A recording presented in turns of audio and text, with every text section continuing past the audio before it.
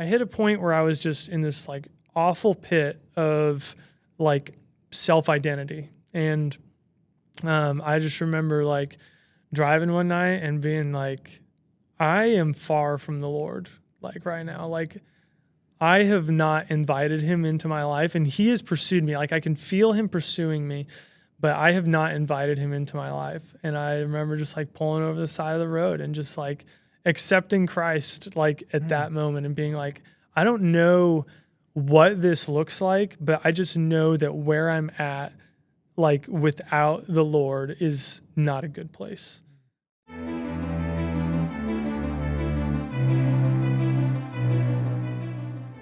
Welcome to Faith in the Line of Duty, a podcast where real people in uniform share how their faith in Christ has carried them through the toughest moments.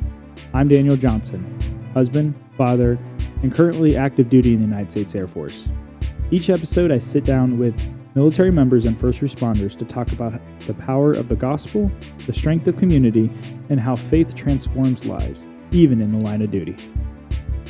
The views expressed in this podcast are those of the host and do not constitute endorsement by the Department of Defense, Department of the Air Force, or the U.S. government. Now here's your host, Daniel Johnson.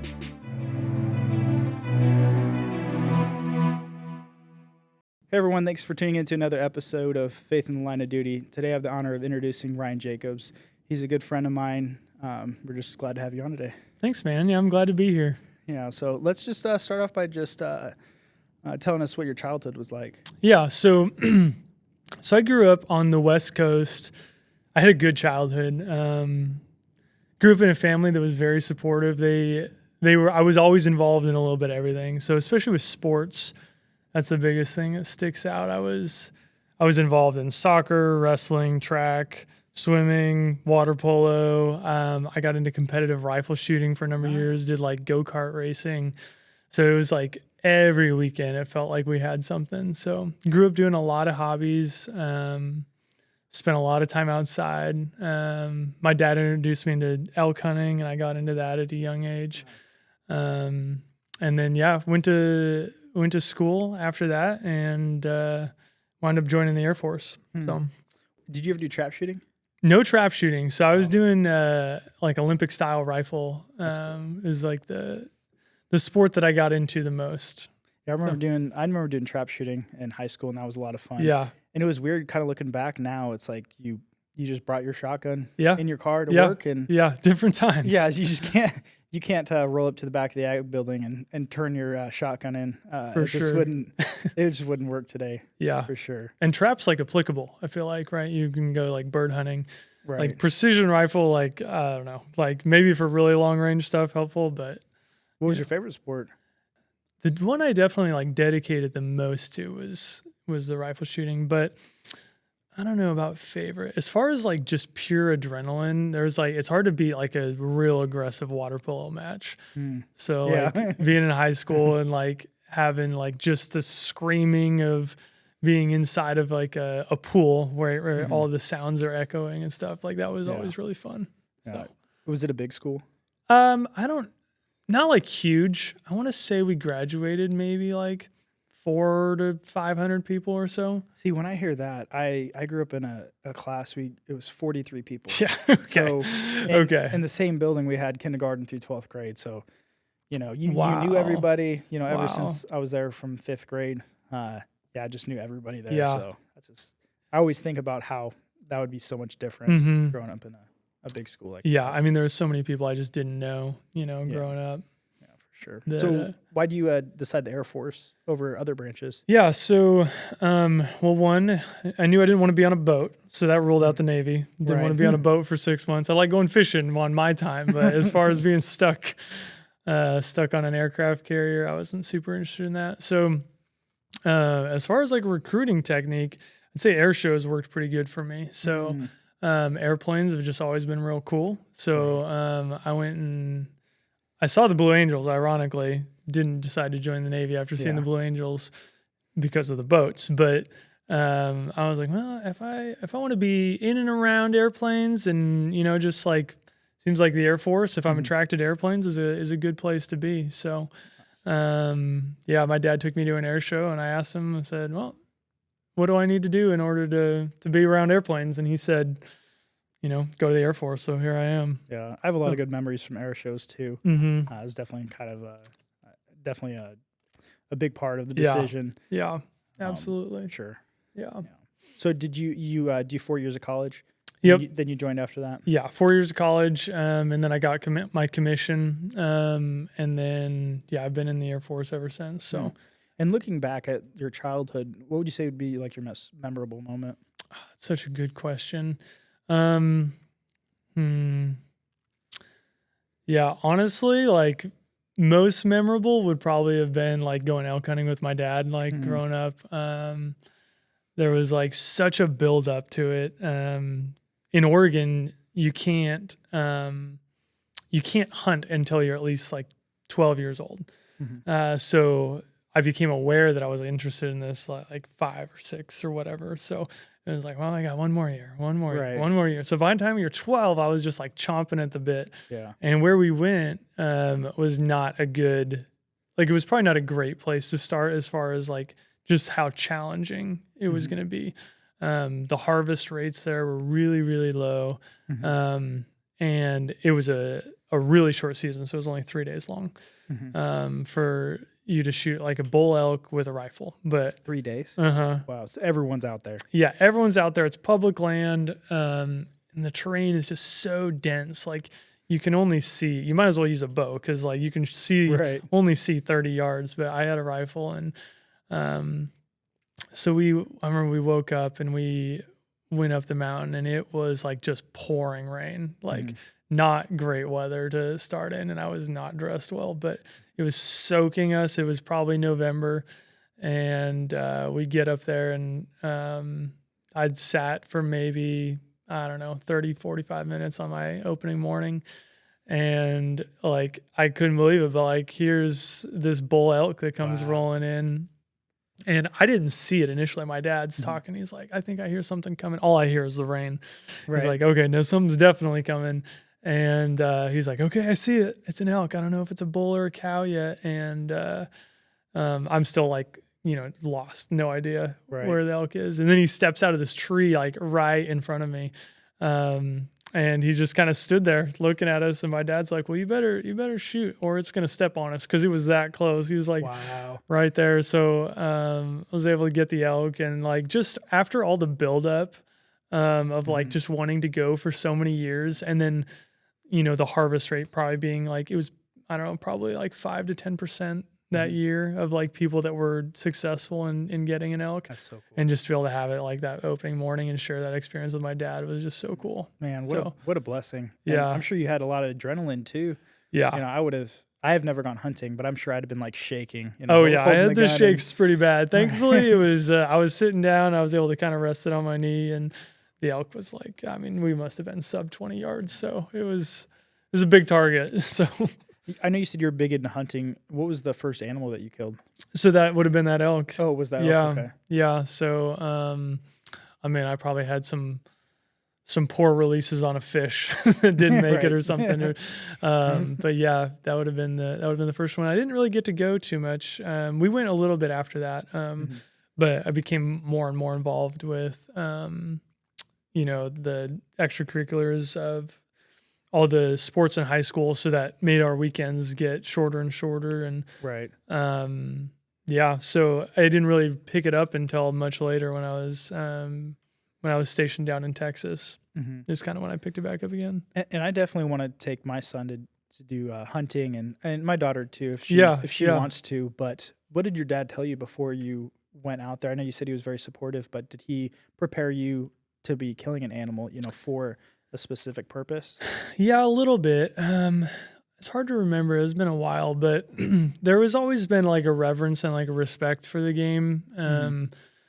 Like you are like taking a life. So I remember him talking about like, okay, when we go out into the range, we're going to practice shooting before. It's like, it's not to just, like hope we hit what we're aiming at, right? There's like a respect there of like, we're going to put the time in on the front end to make sure you're shooting well enough that when the time comes and opportunity and things are always going to happen. But if we can do our part on the front in the preparation in order to make sure that like we have a good chance at an ethical kill, that was important. So that's been something I've carried with me. Wow. So I'll definitely use that if I do end up going hunting. Of course, I need to learn a lot of other stuff too. But yeah, I appreciate you sharing that. Yeah. So what has your experience been like in the Air Force? How long have you been in now? So I've been in, I commissioned in 2017, so it's 2025 now. So I guess, 8 years.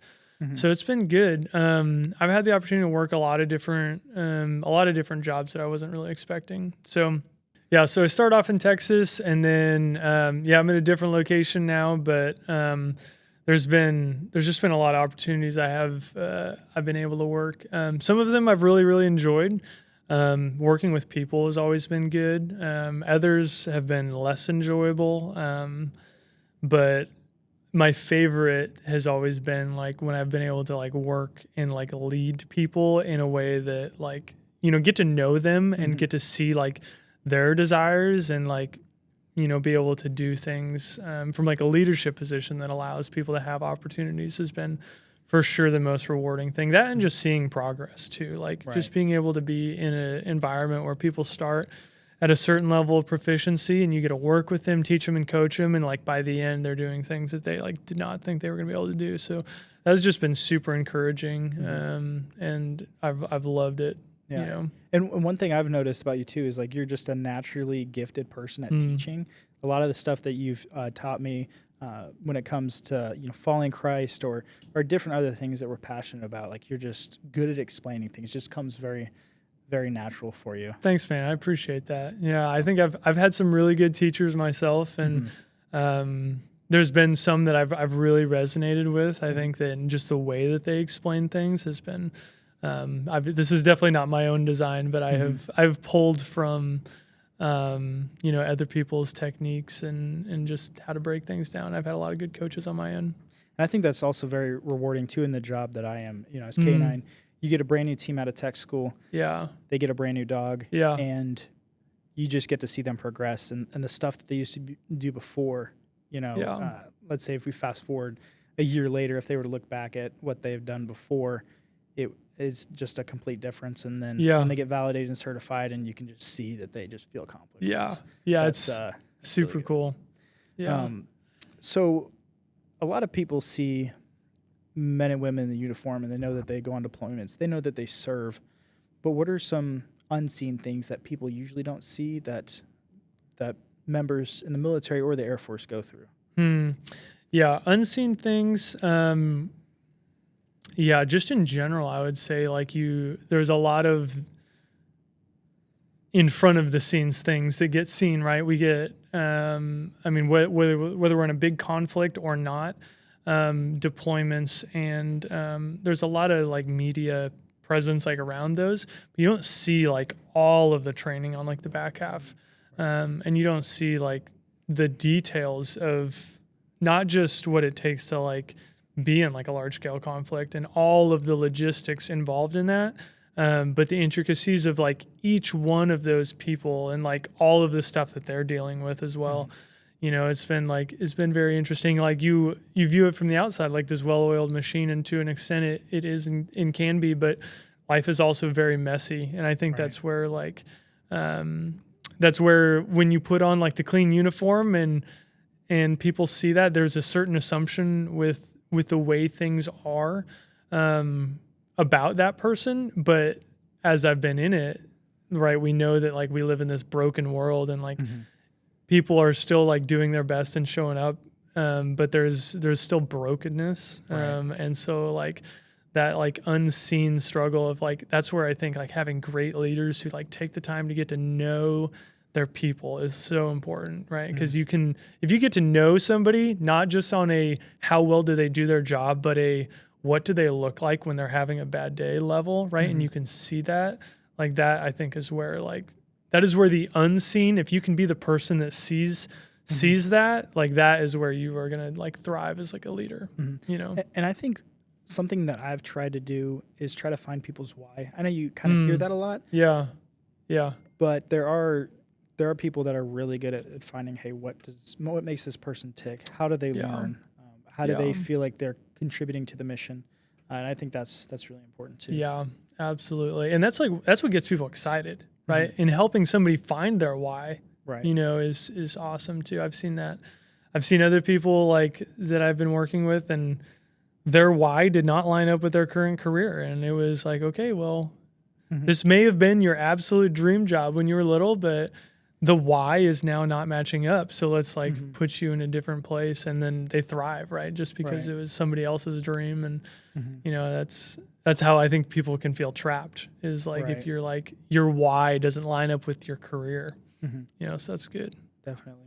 So did you grow up in church when you were a kid? No, I did not. I would say we went a little bit, right? I was definitely introduced to church while I was growing up. There was a season where we were consistent, but it kind of faded, and I don't really know why, but it kind of turned into every weekend, every other weekend, once a month. To we went, we'd go on Easter and Christmas, and then kind of just faded after that. Gotcha. So at what point did you follow Christ? Yeah. So I was down in Texas. This would have been like 2019 for me. So I'm like well past college, 2 years graduate after college at this point. And yeah, I don't know. I had really kind of like found the end of myself at that point. I would have said I was a Christian, like growing up.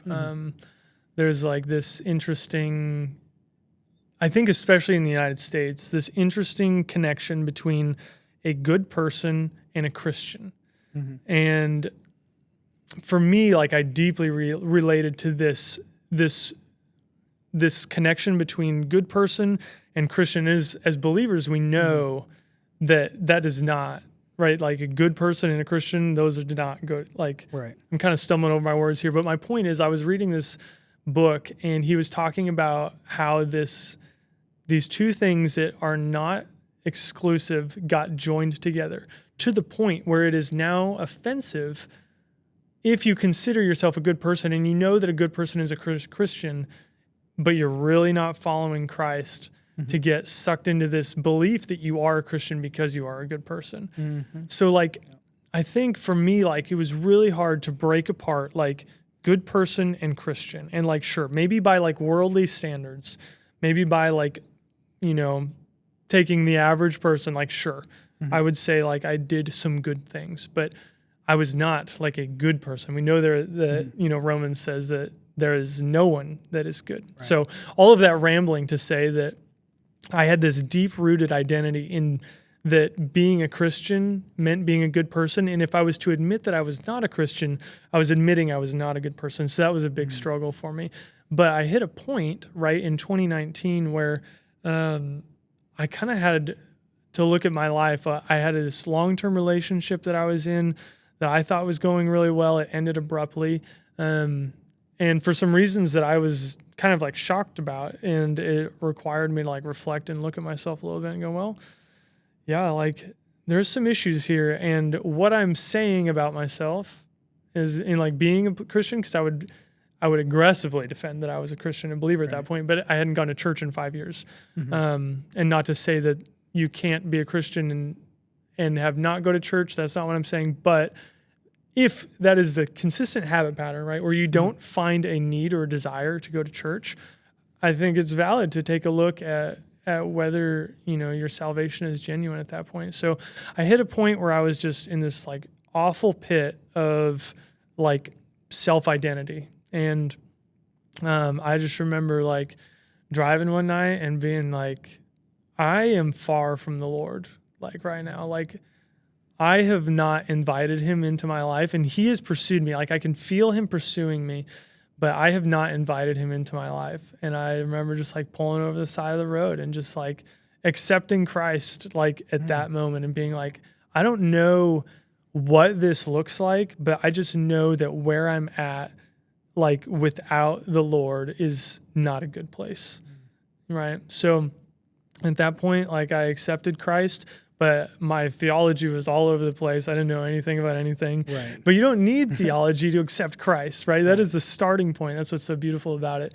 So at that point, I'm like, well, now I have this desire to learn. So I remember I read the whole Bible in a month. Like I just sat down and I had this like, as I was going through this breakup, like I was not in a good place and I couldn't sleep at night, you know, and I'm like, well, if I'm not able to sleep, I might as well like pick up the word. So I just started at Genesis and I just power through it. And I just, okay, Genesis, Exodus, Leviticus, like just all the way through it. And I read the whole thing, and comprehension very low. Would not recommend if you're really trying to study the word, you going through it in a whole month. But I was able to read the whole thing in a month. And what I did pick up, I was like, okay, like this is like real. And it's like, there's also this tangible comfort I was feeling like when I was reading the word, like when I was like just hurting, like I could read the word, and even if I didn't know what I was really reading, like I just felt the comfort. So I was like, okay, there's like there's something to this, right? That's different than like your self-help books. Exactly. That don't last. Yeah, right. Exactly. I mean, the issue with self-help is it relies on yourself, right? I had gotten myself into this mess that I was in, right? So like, why would I rely on myself to get myself out of the mess? But yeah, so to continue the story, I guess I had a tremendous amount of growth, I would say, like in the first 6 to 8 months. But like I did not, I started going to the church on base, which was good, but it was very, I don't know, it may have been me too, but I didn't like seek community. That was something that I did not prioritize or really understand the importance of it. And with that, I was able to like kind of take a step back and kind of sit idle for a while because nobody knew I was there to begin with, right? I hadn't put myself out there, right? I was the guy that showed up to church a few times and then kind of stopped going for a while. And, you know, a lot of people probably didn't think any different, but I sat idle for like a while there, and then, but it was different, right? There was like this conviction of like, you know, I've like made this choice. Why are you sitting idle? Like, and then, like around this time, like I met my wife, and, she was, you know, just different. Like she was just so different. And, I like was like, okay, I have this desire to like walk this way. And I need to like just jump in with both feet. And that was kind of when I really started taking it seriously. And yeah. And when you say like this 6 month period, your faith really started to grow, what did that look like practically?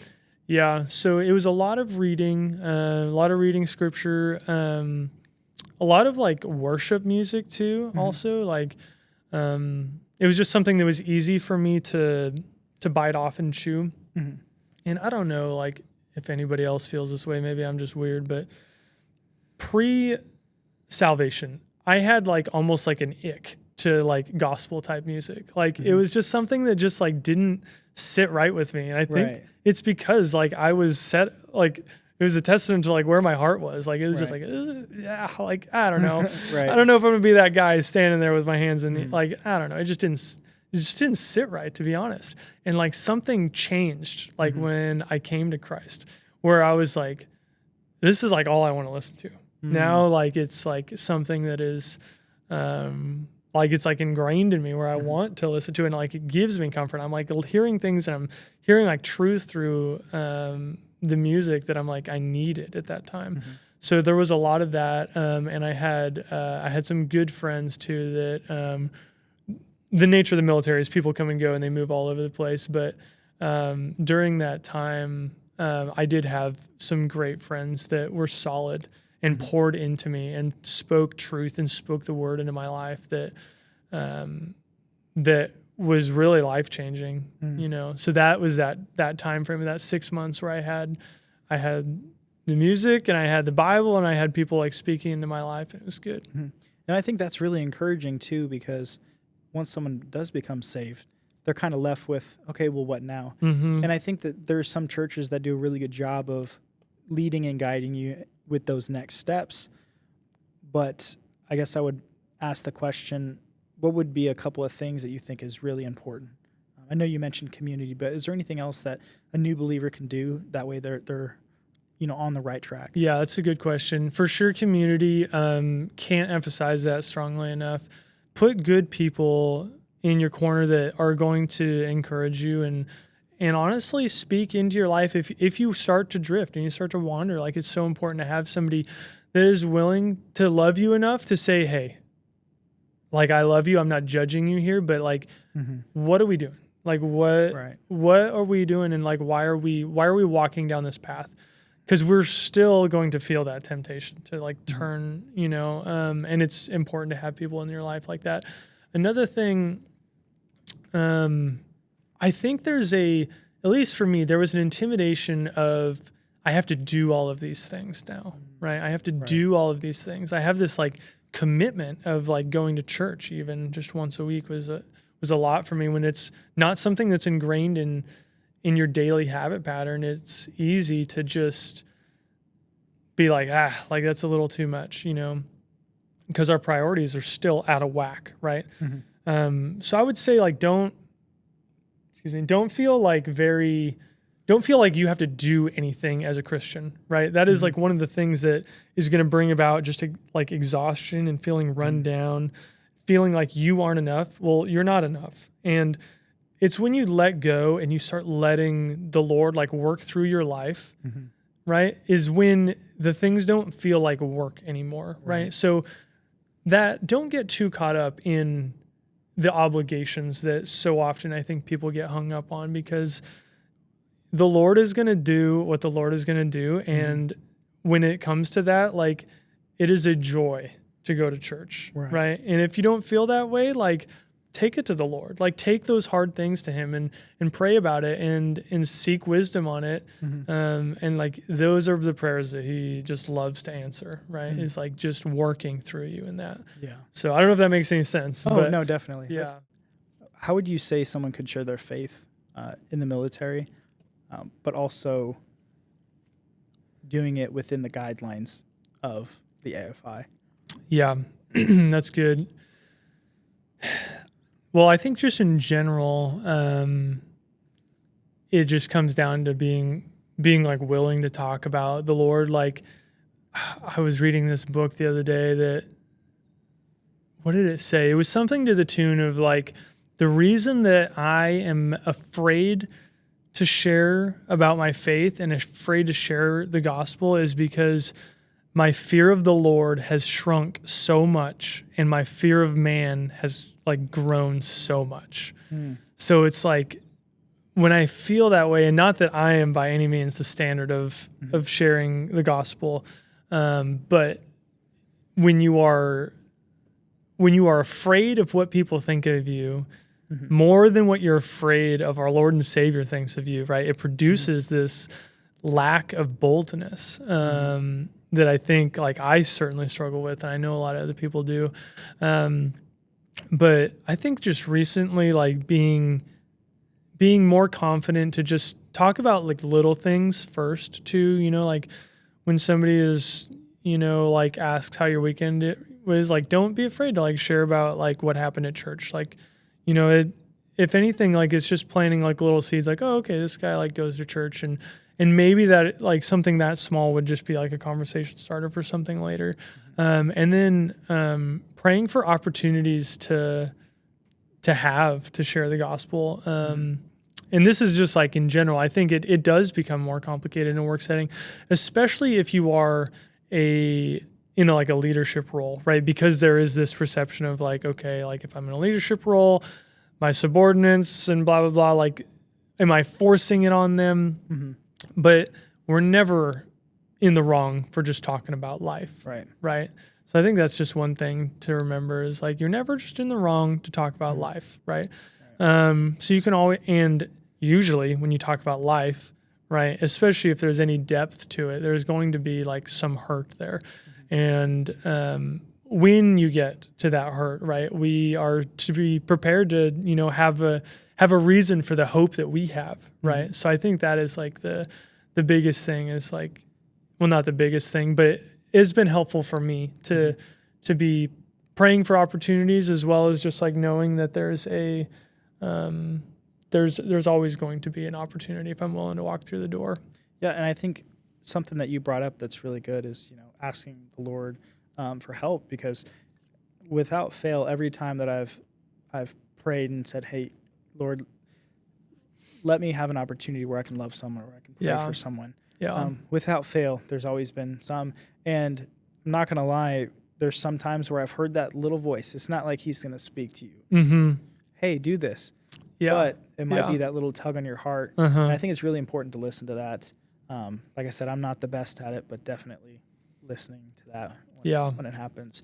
And another thing to kind of touch on, here recently, I had an interaction with someone where I really felt like the Lord was telling me, hey, like you need to, talk about this sin that's in someone's life. And it took me about a whole day to do it. And then, I texted him and, I was just saying like, hey, like I don't judge you. And this is what the Bible says. Right. And after that, it, I don't want to go into like how it was taken, but for me after the fact, I still felt a little uncomfortable about it, but I realized that sometimes the truth isn't the most comfortable thing. So I think that, like you said, having people in your life that can speak truth into your life, I think, if you do that and you don't feel the greatest afterwards, I don't think it means that anything is wrong. I just think that sometimes it's just difficult to do that, and that conflict is difficult. But at the end of the day, the best thing that you can do is tell someone the truth. Yeah, absolutely. And this is another like cultural thing, like just like associating good person with Christian, and when we're doing that, people feel attacked, like you're attacking them because you're calling them out. But like it is uncomfortable. But like, how much more unloving is it to just let them fester in that, right? If you see somebody like walking towards a cliff that's blindfolded and doesn't see what's coming from them, why would you not want to like aggressively like yell, please turn away from this cliff? Like that is the loving thing to do. Right. But even if the immediate reaction is not what we would want, right? It's important to remember that like we're working for the Lord, and whether or not we see the fruit of that interaction like doesn't change that we are still like called to be obedient, in that. But yeah, man, it is a constant struggle, and it's a constant battle of just wanting to, just like keep the peace. Right. I'm not big on conflict, so it's easy to just walk away from that stuff. There's a saying that a friend of mine told me, and it was this, I think it was an atheist, and it said, how can you hate someone so much if what the Bible says is true, that someone will go to hell? Why would you not tell them? Yeah. Why is there more people not telling people about the gospel? Yeah. And I thought about that, and I was like, wow. Because like you said, if you saw someone being blindfolded going for a cliff, obviously you would save them. Yeah. So, I mean, it's the same thing, whenever one day, we will be judged. So.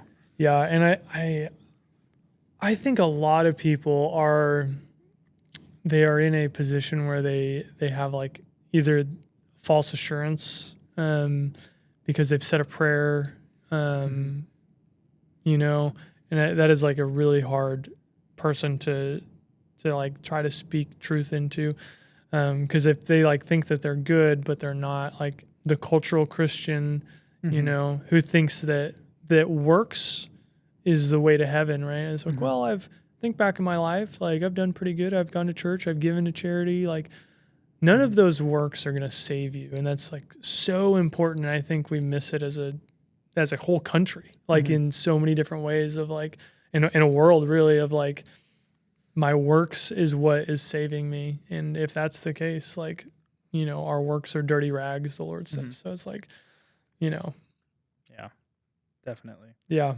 So let's say there's an airman at a different duty station. Yeah. They're a believer. How do you think that they can start a Bible study or start a life group? And the reason I ask that is because the life group that I was a part of with you, immediately from the start just flourished in the hearts of you and Ashlyn. Were just very genuine, very welcoming.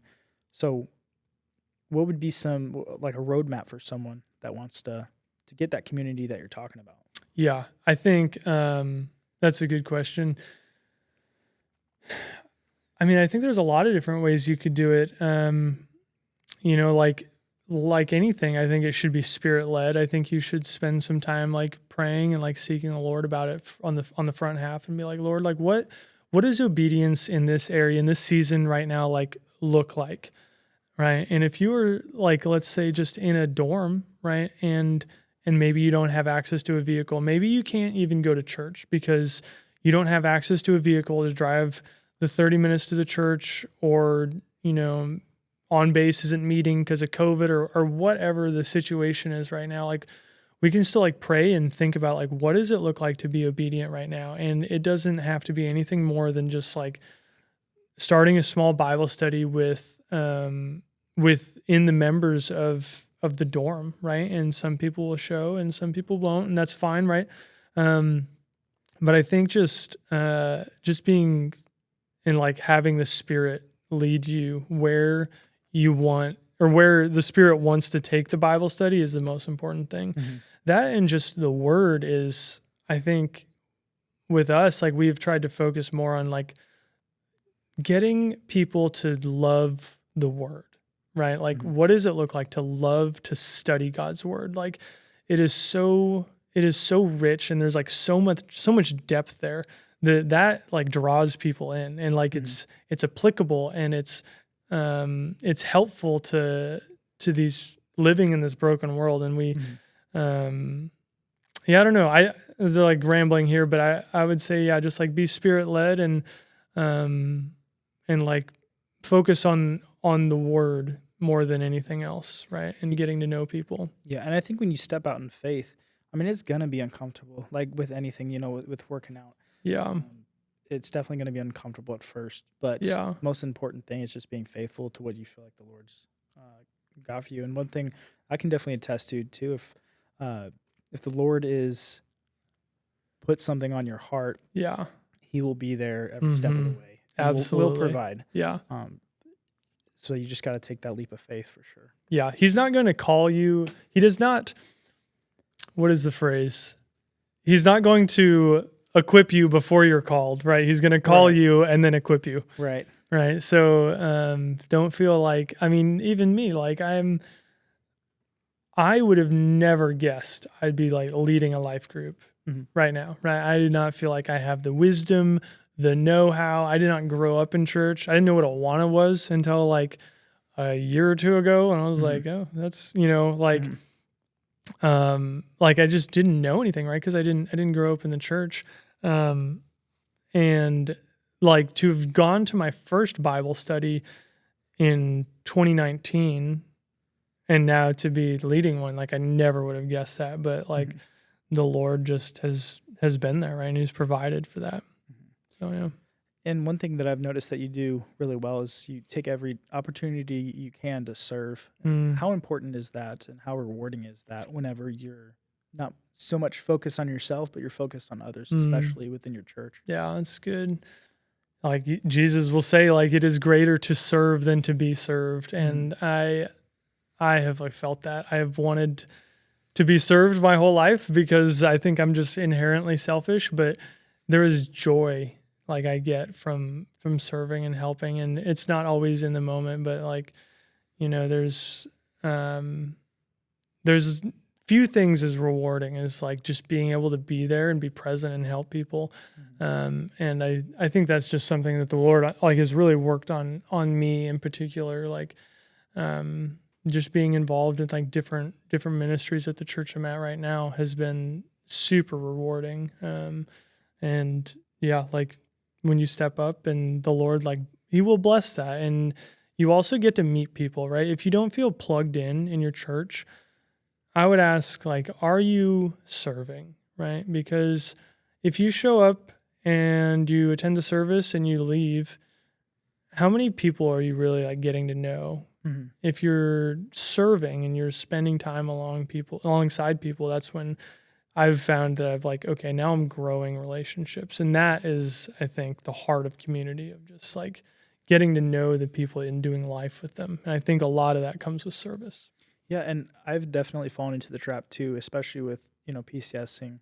This is my fourth duty station, right? So when you go to a new base and then you're trying to find a church, I would fall into the trap of going into service, sitting by myself and then like no one talking to me and then I just leave. But I feel like that's not the right attitude to have. I feel like you really got to put yourself out there, like you're saying. Because yes, there's going to be those churches that are very welcoming, are going to get you connected. Yeah. Right. Yeah. But still do your part. And if, you really don't feel like the Lord's calling you to that church, well, try a different thing. Absolutely. And youth pastor put it well. He just said, use your spiritual gifts. You can do like a spiritual gifts test to say, hey, this is stuff I'm already naturally good at, and kind of just try it out. And if you don't like it, yeah, you can kind of move on to the next thing. Absolutely. Yeah. And there's always going to be a need somewhere, right, where you're going to fit in. So, yeah. Definitely. Yeah, that's so good. So with all the stress that we go through as military members, and one thing that I've noticed is that there's a lot of stuff that we don't see that people are dealing with, whether that be a death in the family. I guess my question is, how can we rely on God when it's a lot easier just to rely on drinking or, just going out having sex, stuff that doesn't lead to anything good? How can we rely on God? Yeah, that's good.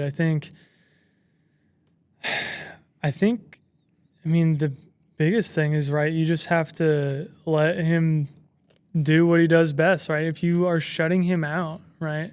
I want to be careful I phrase this in a way that I'm not saying God can't, right? Because God can do whatever God is going to do. But if with our part in it, right, and inviting the Lord into our life and like trusting him and relying on him, if we are not doing that, I think it's easy to tell based on what sort of like fulfillment we're feeling, right? Like with struggles are going to come like just pain, right? And I'm not going to try to like minimize or dismiss and say that like as a Christian you're not going to feel pain and you're not going to have struggles, right? But I think an understanding of the like what joy is, like what is joy? Can we be sad, right, about the death of a family member but still have joy, right? And the answer to that is absolutely, right? And it comes from, right, the relationship we have with the Lord and like the depth of that relationship and also the assurance we have of where we're going. So as far as like tangible, practical advice, like I would encourage anyone just to take those tough things like to the Lord, maybe even like, seeking wisdom, like find a mentor who has maybe walked through something, who's wiser than you. Like, I think that's something we miss a lot is do we have anybody in our life that is older, wiser, and has maybe walked through something that we're walking through right now, that is able to speak truth into our life, right? And I would say that this should not be, it could be family maybe, but I don't think it should be a spouse, right? There should be somebody outside of your marriage and outside of like kind of maybe not your circle, right? But somebody who knows you and can speak into your life. For me, I happened to find somebody just at my last job. He was a chief master sergeant, and I just was listening to him talk. And I'm like, this guy knows the word. Like, I don't even know where he goes to church or anything, but I'm just listening to him talk, and my ears are picking up. I'm like, this guy knows the word, like, so well. Very evident. Yeah, so I went and I just cornered him in his office super awkwardly one day, and I asked him to mentor me. And I said, like, will you just take some time? Like, I don't know what it looks like. I'm not trying to put anything on your plate, but, like, would you be willing to, like, mentor me? And not about anything in particular, and he did. And we met, like, until PCS. We met, like, weekly, and like I was just able to just sit like under his teaching. Like, he was an older man that like was just willing to just take some time and just teach me. So, I mean, long answer to your question, but one, like rely on the Lord, and two, like find somebody else also who is wise and is going to speak truth into your life.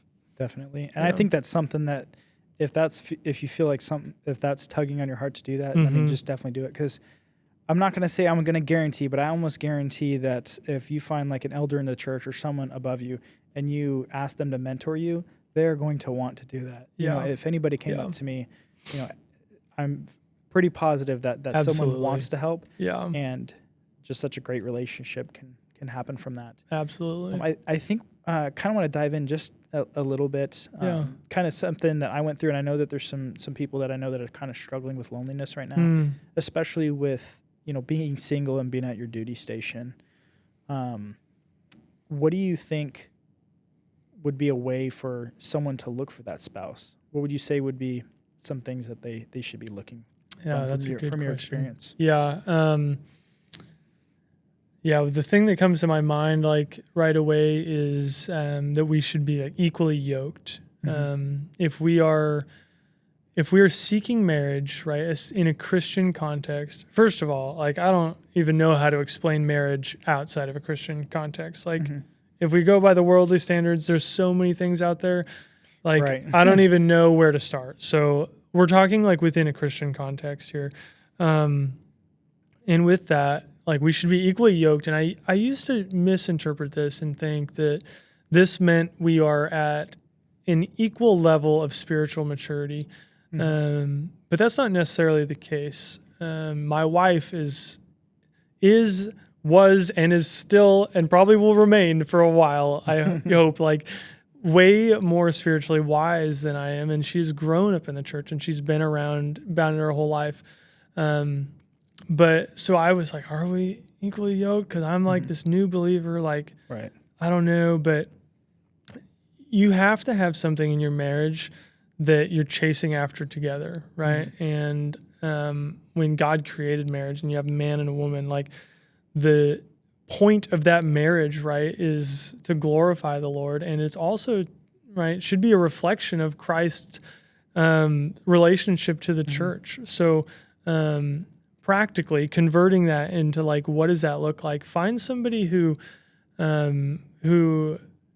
is on the same page about what you believe, right? And ask those hard questions. And not that it's a gotcha or I'm trying to trick you and see if you're good enough or if you know enough, right? But asking those questions that are going to reveal like what their heart is towards their faith. Is it a check the box and move on? Is it a like works-based faith? Like figure out where they're at, and if it's not where you're at, that doesn't necessarily mean cut it off right away.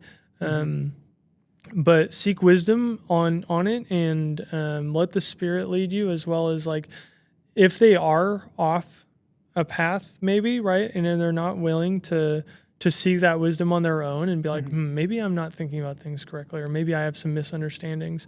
If they're not humble in that sense, like it is probably time to move on, right? And that's nothing bad, but we don't want to find ourselves in a marriage 5 years down the road where we have kids and we're trying to explain the gospel and we have a totally different understanding of what the gospel is. And I think that's good that you brought that up too, because that actually got brought up in a small group recently. And they said, well, what if we're not equally yoked? And our pastor basically said, like, are both of these individuals following after Christ? Have they believed? Yeah. And are they saved? Yeah. And they are equally yoked, right? Because sanctification is a process that lasts a lifetime.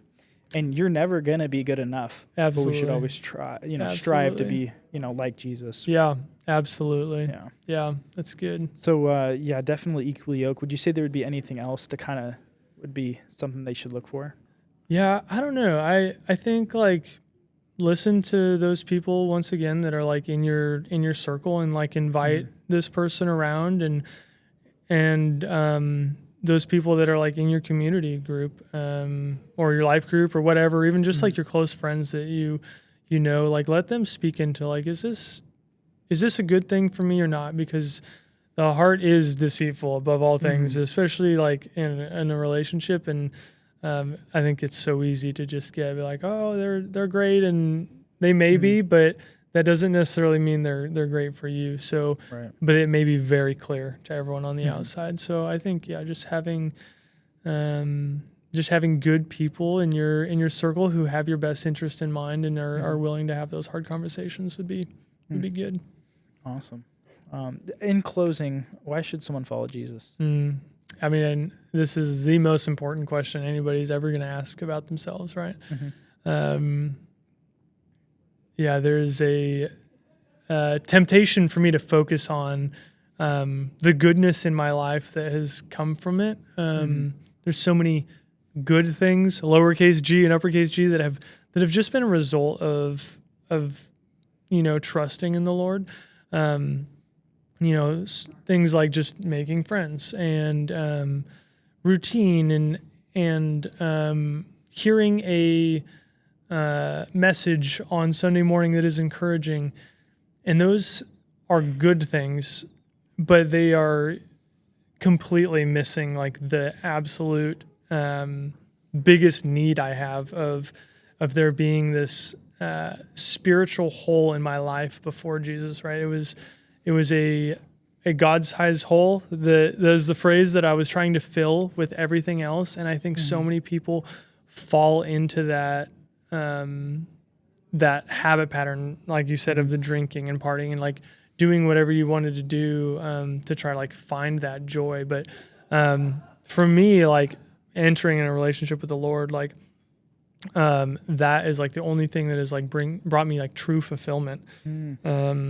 And without it, I don't know what I'd be doing. And even like looking into like afterlife, like I know confidently like where I'm going now, and a lot of people don't. And it's a question you should for sure answer while you're on earth. Like you don't want to get to the end of it and going, I wish I would have taken that more seriously. But yeah, I don't know. This is a hard question to answer, and also the easiest question in the world to answer. Right. Like it has brought in a lot of like good things to me that have been good, but the biggest thing is it has filled this God-shaped hole in my heart and my life where I was seeking after everything but the Lord, and then in filling that I feel and there is like God's design for us was to be Him, to be in and amongst it, right?